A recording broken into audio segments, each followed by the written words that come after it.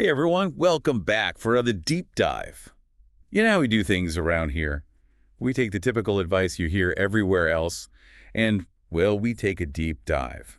So today, we're going to look at smart investments, specifically the ones you want to be making in your 20s. And honestly, we're going way beyond your typical invest in a 401k advice here. This stuff is all about setting yourself up for success later in life, but Yeah. not always in the most obvious ways. Yeah, exactly. We're looking at a bunch of different sources for this one. There's some really interesting stuff.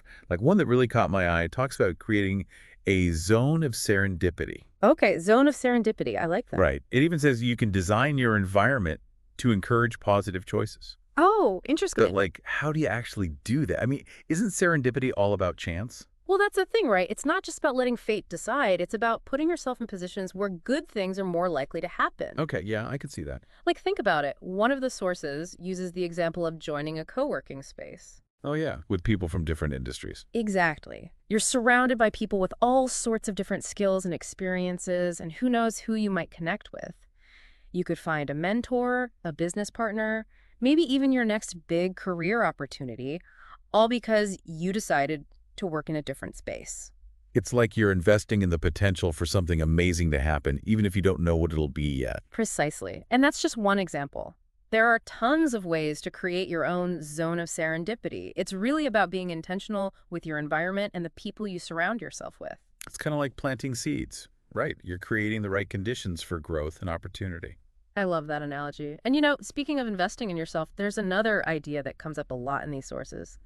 The good old side hustle. Ah, the side hustle. Everyone seems to have one these days. It's true, but why do you think that is, especially for people in their 20s?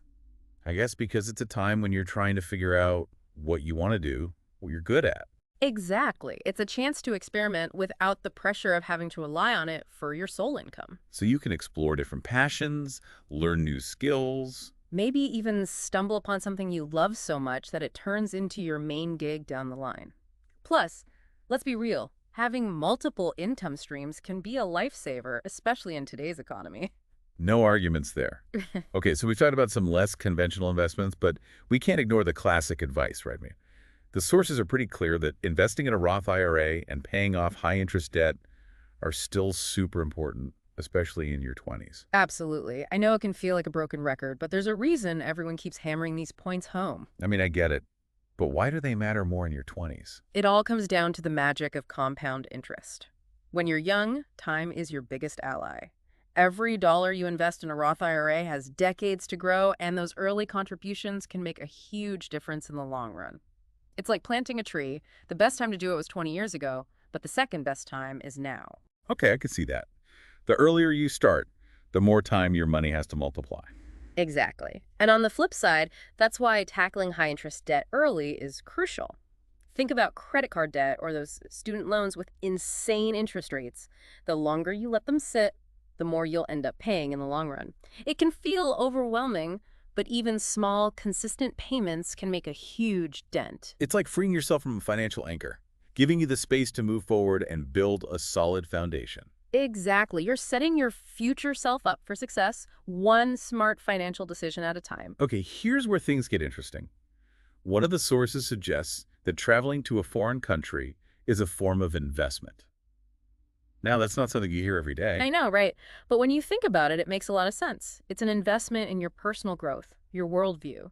It's about stepping outside of your comfort zone and experiencing something totally different from what you're used to. That's so true. I remember when I backpacked through Europe in my early 20s. It was a total eye-opener. It made me question everything I thought I knew about the world and about myself. And that's the point. It's about challenging your assumptions, broadening your perspectives, and maybe even discovering hidden passions or talents. And speaking of perspective, remember that concept of psychological architecture that we talked about earlier. Travel can play a huge role in shaping that. Oh, yeah. It's like the source said, exposing yourself to different cultures can make you more creative and adaptable. Exactly. It's like giving your mind a fresh coat of paint. So it's not just about the memories, it's about how travel changes you as a person. It's about the person you become because of those experiences. And that's something you can carry with you for the rest of your life. Okay, last but not least, we got to talk about investing in your health. Ah, yes. The ultimate investment. Because without your health, nothing else really matters, right? So true. But it's about so much more than just hitting the gym or eating your veggies.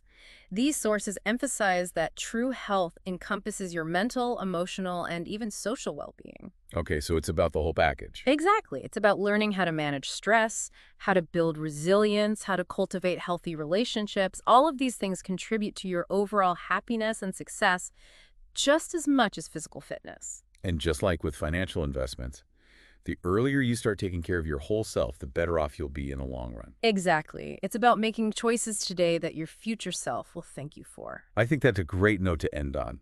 So much good food for thought today. But before we wrap up, I want to leave you with a question. What's one non-traditional investment we talked about today that you can start making in your own life? What small step can you take right now to set yourself up for a future that's not just successful, but truly fulfilling? Think about it. And while you're mulling that over, don't forget to like, share, and subscribe for more deep dives into topics that matter. Thanks for joining us.